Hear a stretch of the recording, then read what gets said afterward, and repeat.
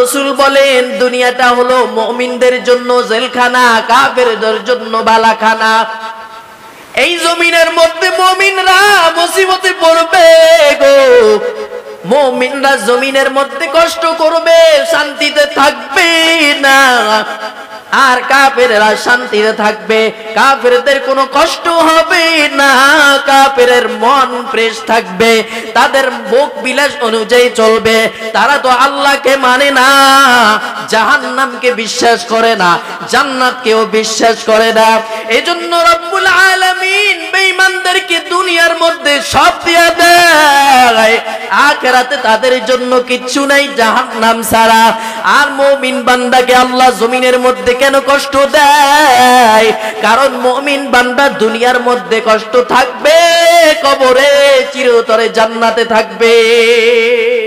মুমিন বান্দা দুনিয়ায় কষ্ট থাকবে, পরকালে থাকবে জান্নাত। এজন্য রব্বুল আলামিন বান্দাকে, যারা মুমিন বান্দা আল্লাহর পাটি গোলাম, তাদের প্রতি বারবার মুসিবত দিয়ে আল্লাহ তাদেরকে পরীক্ষা করেন। ময়দানে আমার নবী রক্তাক্ত হলো, উহুদের ময়দানে আমার নবী রক্তাক্ত হলো। বেঈমানেরা আমার নবীকে কত কষ্ট করলো, পাথর মারলো।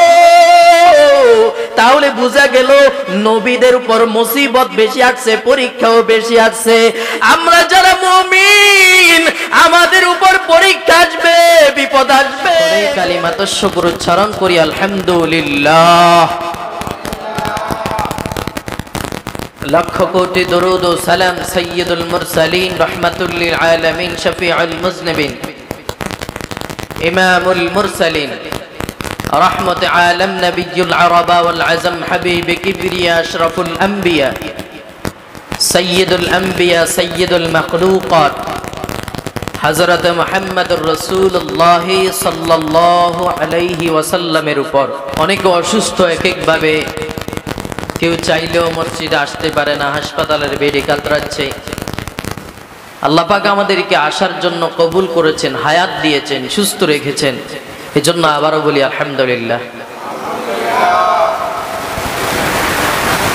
আমি যে আয়াতে কারিমা তেলাওয়াত করেছি, হাদিস শরীফ তেলাওয়াত করেছি, আয়াতে কারিমা ও হাদিসের মধ্যে নেয়ামত এবং মুসিবত সম্পর্কে আলোচনা। আল্লাহ রাব্বুল আলামিন গোটা জগতের মানুষের জীবনকে দুই ভাগে ভাগ করেছেন। কয় ভাগে বলেন? দুই ভাগে। এক নম্বর নেয়ামত, দুই নম্বর মুসিবত। এক নম্বর নেয়ামত, দুই নম্বর মুসিবত। এমন কোন মানুষ নাই যে নেয়ামত মুসিবত দুইটার একটাও পায় নাই। আবার এমন কোন মানুষ নাই নেয়ামত পাইছে মুসিবত পায় নাই, মুসিবত পাইছে নেয়ামত পায় নাই। প্রত্যেকটা মানুষ নেয়ামতও পাইছে, মুসিবতও পাইছে। যেমন রাতের পর দিন আসে, দিনের পর রাত। হ্যাঁ, সুস্থ থেকে অসুস্থ, অসুস্থ থেকে সুস্থ, সুখ থেকে অসুখ, অসুখ থেকে সুখ, হাসি থেকে কান্না, কান্না থেকে হাসি। ঠিক তদ্রূপ ভাবে দুনিয়ার মধ্যে এমন কোন মানুষ নাই যে শুধু সুখ পাইছে, শুধু নেয়ামত পাইছে, মুসিবত পায় নাই, এমন কোন মানুষ নাই। আবার এমন কোন মানুষ নাই যে শুধু মুসিবত পাইছে, আজ পর্যন্ত সুখ পায় নাই, নেয়ামত পায় নাই, এমন মানুষও নাই। কারণ হলো, এক নম্বর কথা হচ্ছে, আমাদের আসল শান্তি, আসল সুখের স্থান হলো জান্নাত। দুনিয়াতে শান্তির জায়গা না, দুনিয়াতে সুখের জায়গা না। সেই জান্নাতটা কেমন? কোরআনে কারিমে আল্লাহ রাব্বুল আলামিন জান্নাতের অনেক চমৎকার চমৎকার বর্ণনা দিয়েছেন। আল্লাহ বলেন, জান্নাতের একটা ইট হবে স্বর্ণের, আর একটা ইট হবে রূপার। জান্নাতে ফল ফলাদি থাকবে, জান্নাতি হুররা থাকবে, বান্দার যা মনে চাইবে তাই খেতে পারবে। পানির নহর প্রবাহিত হতে থাকবে, দুধের নহর প্রবাহিত থাকবে, মধুর নহর প্রবাহিত হতে থাকবে। শুধু এমন নয়, বান্দা শুইবার জন্য নরম নরম বিছানা, কত সুন্দর সুন্দর নেয়ামত রাজি আল্লাহ জান্নাতের মধ্যে তৈরি করে রেখেছেন। আল্লাহ রাব্বুল আলামিন বলেন জান্নাতের নেয়ামতগুলা কেমন? বলে যা কখনো তোমরা চোখে দেখো নাই, যা কখনো তোমরা কানে শুনো নাই, যা কখনো তোমরা কল্পনাই করো নাই। বলেন সুবহানাল্লাহ।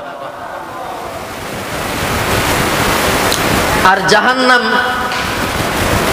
জাহান্নামী যখন জাহান্নামী হয়ে জাহান্নামে যাবে, তার মাথার মধ্যে গরম পানি ঢেলে দেওয়া হবে। বলে এই গরম পানিটা কেমন? বলে ওই গরম পানি থেকে শুধুমাত্র এক বালতি পানি নিয়ে যদি সমুদ্রের মধ্যে ফেলে দেয়, তাহলে 7 সমুদ্রের পানি এক বালতির গরমে ফুটফুটে উতরাইতে থাকবে। বলেন নাউজুবিল্লাহ। এক বালতির পানি এমন গরম, এক বালতির পানির গরমে 7 সমুদ্রের পানি উতরাইতে থাকবে। এমন কঠিন অবস্থা যে হাতুড়ি দিয়ে তাকে আঘাত করা হবে। সারা জিন ইনসান যদি এই হাতুড়িটা উপরে উঠাইতে চায়, কোনোদিনও উঠানো সম্ভব না। এত ওজন হাতুড়ি দিয়ে তাকে আঘাত করা হবে। এক একটা সাপ হবে উটের মতো বড় বড়।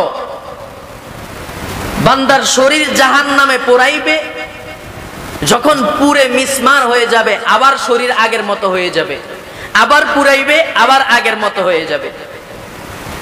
কারণ একবার পুরানোর পর যদি শরীর শেষ হয়ে যায় তাহলে তো শাস্তি দেওয়া যাবে না। এ কারণে আল্লাহ এই নাফরমানকে শাস্তি দেওয়ার জন্য জাহান্নামের আগুনে একবার তার শরীর পুরে সাউসির হয়ে যাবে, আবার আগের মতো হয়ে যাবে, আবার পুরে সাউসির হবে, আবার আগের মতো হবে, আবার পুরে সাউসির হবে। এভাবে জাহান্নামীরা আযাবে ভুগতে থাকে। এজন্য ভাই, আল্লাহ রাব্বুল আলামিন দুনিয়ার মধ্যে নেয়ামত দিয়েছেন, মুসিবত দিয়েছেন, যাতে করে বান্দা উপলব্ধি করতে পারে। আল্লাহ রাব্বুল আলামিন বলেন, গোলাম আমি রাব্বুল আলামিন দুনিয়ার মধ্যে নেয়ামত দিলাম, মুসিবত দিলাম, দুইটা দিলাম। কেন বান্দা জানো? নেয়ামত দেওয়ার পর, বান্দা নেয়ামত পাওয়ার পর যদি তোমার কাছে ভালো লাগে, তাহলে সেই নেয়ামত পাওয়ার জন্য মালিকের শুকরিয়া আদায় করো। নেয়ামত পাওয়ার জন্য আল্লাহর কাছে তাওবা ইস্তেগফার করো। নেয়ামত যদি পেতে চাও, তাহলে বান্দা জান্নাতের মধ্যে নেয়ামত, জাহান্নামের মধ্যে হলো আযাব। জাহান্নামের আযাব সহ্য করতে পারবা না। এজন্য রব্বুল আলামিন বলেন আমি দুইটাই দিয়ে দিলাম। দুনিয়ার মধ্যে বান্দা নেয়ামতটা কেমন তাও তুমি উপলব্ধি করো, বান্দা মুসিবতটা কেমন তাও উপলব্ধি করো। মুসিবতটা দিয়া যদি তোমার কাছে মুসিবত ভালো না লাগে, তাহলে তুমি তাওবা করো, ইস্তিগফার করো, আল্লাহর কাছে ক্ষমা চাও। আল্লাহ মুসিবত আমি সহ্য করতে পারি না, জাহান্নামের আযাব সহ্য করতে পারবো না। এজন্য রব্বুল আলামিন নেয়ামত দিয়েছেন, মুসিবত দিয়েছেন। নেয়ামত মুসিবত দুইটা দিয়েছেন। হে বান্দা, নেয়ামত থেকে শিক্ষা নাও। নেয়ামতে যেমন শান্তি, জান্নাতে এমন শান্তি। মুসিবত যেমন তোমার কাছে ভালো লাগে না, কবরের মধ্যে জাহান্নামের আযাব তাও তোমার কাছে ভালো লাগবে না রে বান্দা। এজন্য রাব্বুল আলামিন বলেন, রে গোলাম, দুনিয়ার মধ্যে এমন কোন মানুষ নাই যেই বান্দা নেয়ামত মুসিবত দুইটাই পায় না। এই বান্দা নেয়ামত মুসিবত থেকে শিক্ষা নাও। নেয়ামত মুসিবত, নেয়ামত হলো ভালো, মুসিবত দিয়ে আল্লাহ বান্দাকে পরীক্ষা করেন, ধৈর্যের পরীক্ষা। বান্দা যদি ধৈর্যের পরীক্ষার মধ্যে পাস হও, বান্দা পরকালে জান্নাত যাইতে পারবা। ধৈর্যের অনেক দাম। যে বান্দা ধৈর্য ধারণ করবে, যেই বান্দা আল্লাহর প্রিয় বান্দা হবে, সেই বান্দার উপর বারবার আল্লাহ রাব্বুল আলামিন মুসিবত দিয়ে পরীক্ষা করেন।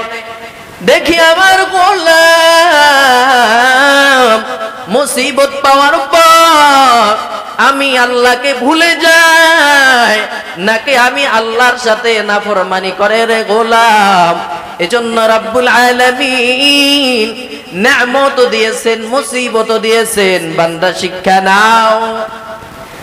হাদিস শরীফের মধ্যে পাওয়া যায়, আদম নবীকে আল্লাহ যখন তার আকৃতি সৃষ্টি করলেন, আকৃতি সৃষ্টি করার পর 40 দিন পর্যন্ত আল্লাহ রেখে দিলেন।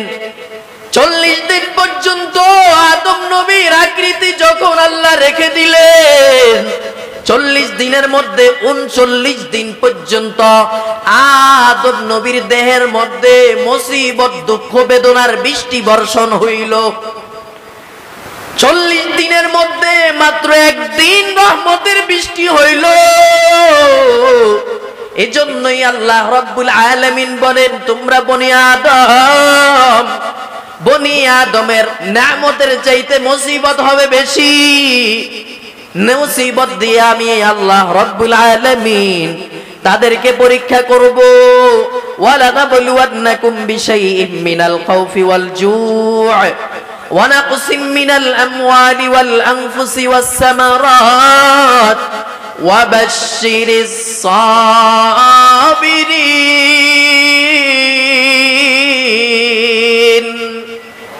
আল্লাহ রাব্বুল আলামিন বলেন, আমি অবশ্যই তোমাদেরকে পরীক্ষা করব, ক্ষুধা দিয়ে পরীক্ষা করব,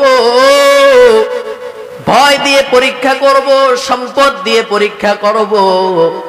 ও বান্দা, ফল ফলাদি দিয়ে পরীক্ষা করব, ক্ষতিগ্রস্ত দিয়ে পরীক্ষা করব। পরীক্ষার মধ্যে যারা ধৈর্য ধারণ করবে তারই সফল।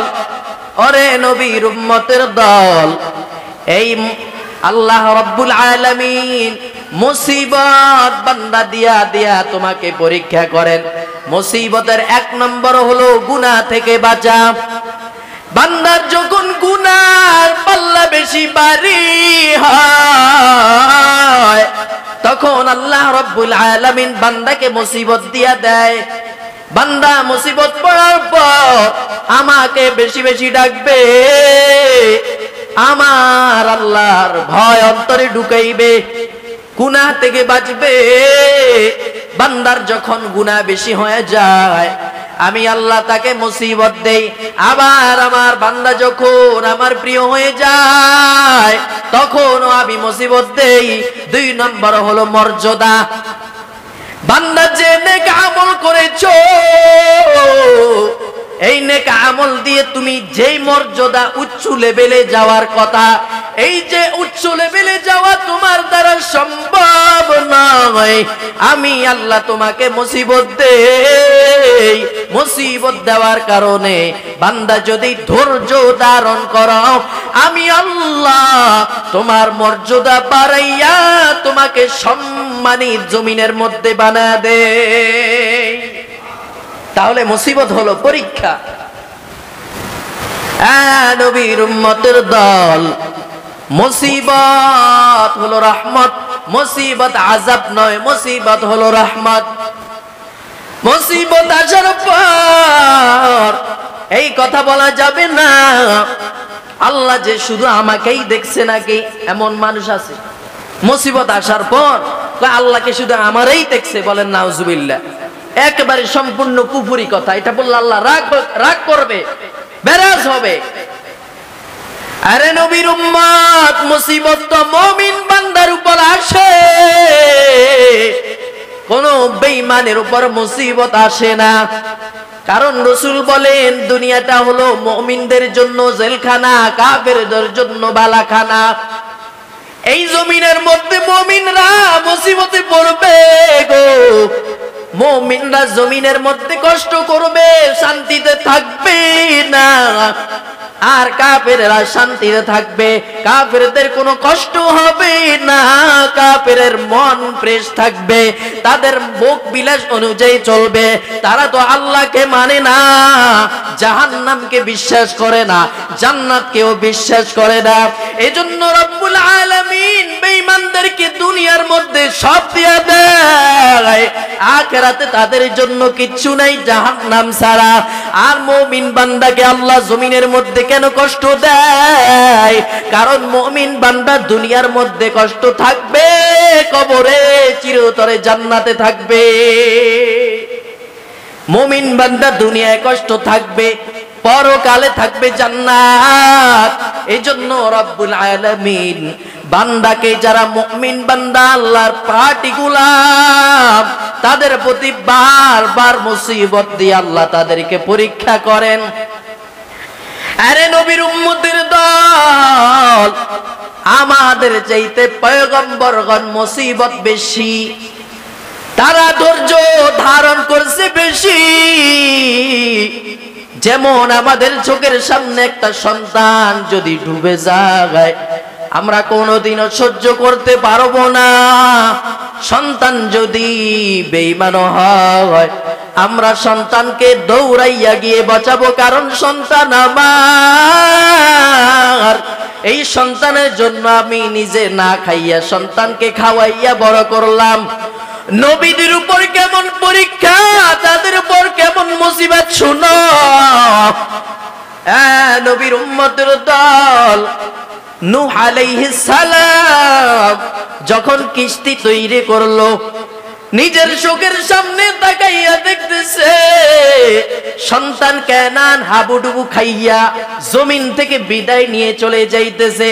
বাবা দেখে তো সহ্য হয় না। নূহ নবী ডাক দিয়া কয়, কেনা আমি বাবা নিরাপদ নৌকার মধ্যে বসলাম। আল্লাহ পরীক্ষায় পালাইয়া ডাক দিয়ে কয়, নূহ খবরদার, তোমার সন্তান হতে পারে কিন্তু তোমার আপন কেউ নয়। তুমি যদি আর একবার সন্তানকে ডাকিয়া নেও, আমি আল্লাহ তোমার নবুয়তের দপ্তর থেকে নাম কেটে দিব। কত কঠিন পরীক্ষা তারা দিয়েছে। আরে নবীর উম্মতের দল পয়গম্বর মুহাম্মদুর রাসূলুল্লাহ সাল্লাল্লাহু আলাইহি ওয়াসাল্লাম কেমন মুসিবত, কেমন কষ্ট। তায়েফের ময়দানে আমার নবী রক্তাক্ত হলো,